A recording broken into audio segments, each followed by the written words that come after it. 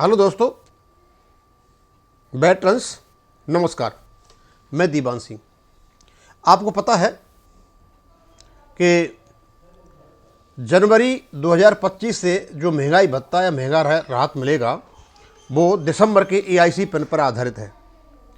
लेकिन अभी तक 16 तारीख को जब इस वीडियो को मैं बना रहा हूँ, दिसंबर महीने का एआईसी पेन अभी तक नहीं आया है, जबकि वो 31 जनवरी को अनाउंस हो जाना चाहिए था। यानी फरवरी 2025 तक 8:35 से 8:38 तक वो नहीं आया है। अब इससे केंद्रीय कर्मचारी, राज्य के कर्मचारी, चाहे सेवारत हों या सेवानिवृत्त हों, उनका डीए का निर्धारण होगा, और बैंक के कर्मचारियों का चाहे सेवारत हों या सेवानिवृत्त, उनका डीए का निर्धारण होगा। और बैंकों को तो फरवरी से रिटायर्ड कर्मचारी जो हैं उनको डीए लग करके आएगा और सेवारत कर्मचारियों को लग करके आएगा। केंद्रीय कर्मचारियों का तो बाद में अनाउंस होगा और राज्य कर्मचारियों का बाद में होगा। बार यही हम देखते रहते हैं। और लगभग 16 दिन से, अब तो बहुत ज़्यादा हो गया, हमारे यूट्यूबर्स ने यूट्यूब भी बनाना शुरू कर दिया और उसमें लिखा आता है कि दिसंबर 2025 का एआईसी पिन जारी। अब क्योंकि हम मजबूर हो जाते हैं कि भाई पता नहीं होगा, देख कितना बड़ा है। अब वो झूठ बोलने के इतने आदी हो चुके हैं कि झूठ बोलना ही उनका काम रह गया है बस। ये निश्चित है कि जनवरी 2025 से महंगाई भत्ता या महंगाई राहत 3% से ज़्यादा नहीं होने जा रही है। चाहे वो नवंबर के बराबर है या नवंबर से ऊपर चला जाए, उसी के आसपास घूमेगा।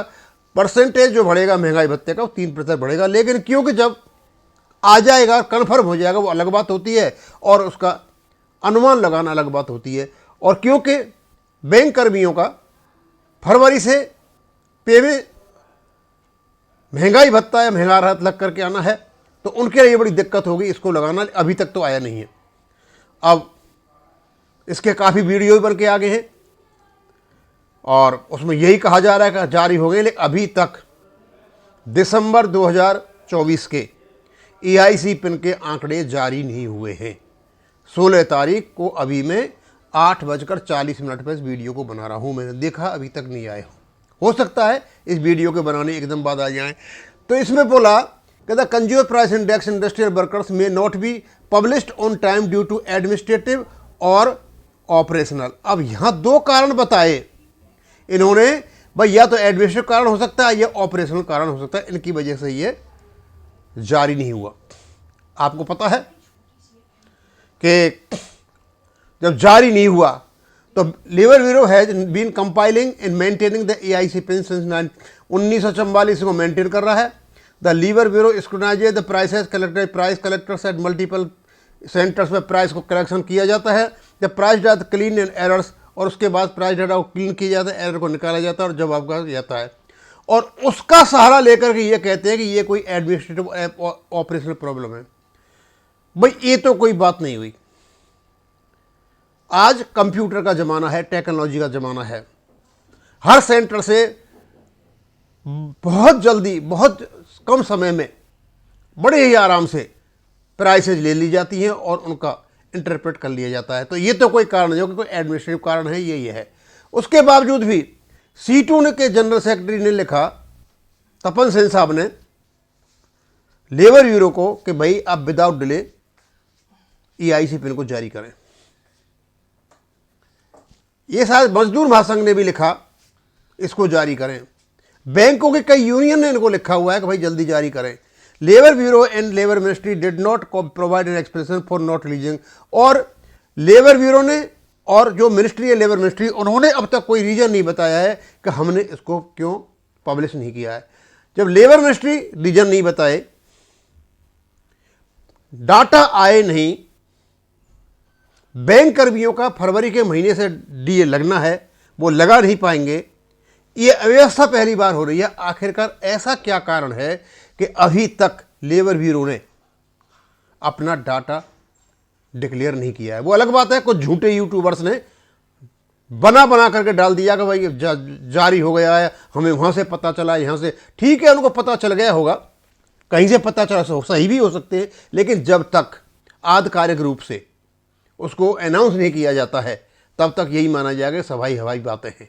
ये हमें पता है कि केंद्रीय कर्मचारियों का डीए 3% होगा और बैंकों का 70 स्लैब के आसपास आएंगे, जो फरवरी से 65 का डीए लगना है, इसी के आसपास घूमना है। लेकिन कन्फर्म होगा तब अलग बात होती है, हम कहें वो अलग बात होती है। लेकिन कुछ झूठ बोल के पता नहीं अपने वीडियो बना करके उस प्रकार डाले हुए, वो उनका मैटर है, कुछ भी करें। लेकिन मेरा दूसरा मामला है यहाँ पे कि क्या लेबर ब्यूरो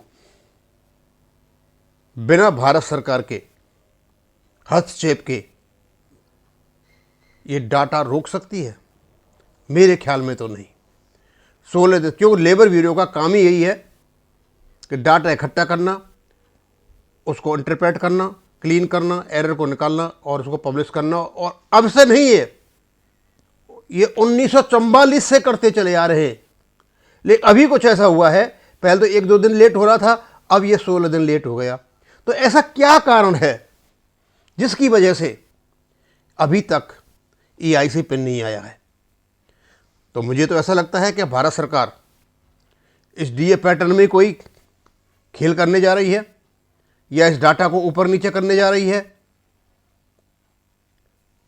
सारा हिसाब लगा लिया, गणित लगा लिया, लेकिन अपना दिमाग नहीं पहुंचा। हो सकता है हमसे ज़्यादा बहुत इंटेलिजेंट हमारे व्यूअर्स बैठे हैं, वो कमेंट करके बताएं भाई कारण ये हो सकता है।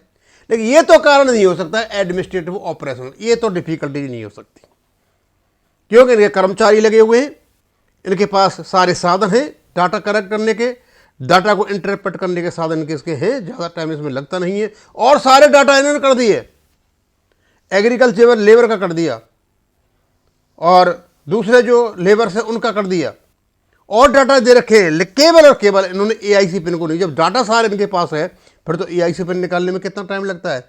इस डाटा EIC पिन को रोकने के पीछे कोई न कोई भारत का हाथ है, भारत सरकार का। और हम तो यही अंदाज लगा सकते हैं कि कुछ न कुछ अंदर की बात है जो हम नहीं समझ पा रहे हैं। हम आशा करते हैं कि भाई या तो भारत सरकार इसको क्लियर करे कि भाई क्यों नहीं तुम कर रहे हो। इस प्रकार की असमंजस स्थिति में डालना कुछ अच्छा नहीं लगता। अब इसको मैं यहीं ख़त्म करूँगा। थैंक यू, धन्यवाद।